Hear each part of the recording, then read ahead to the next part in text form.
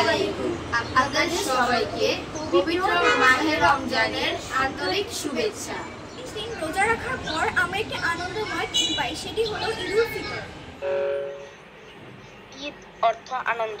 মুসলমানদের সমাজের সবচেয়ে আনন্দময় উৎসবের মধ্যে ঈদুল ফিতর হলো অন্যতম। এই দিনে আমরা নতুন পোশাক পরিধান করি, বিভিন্ন ধরনের খাবার তৈরি করা হয়, যেমন সেমাই, পোলাও, মাংস ইত্যাদি। লাঞ্চ।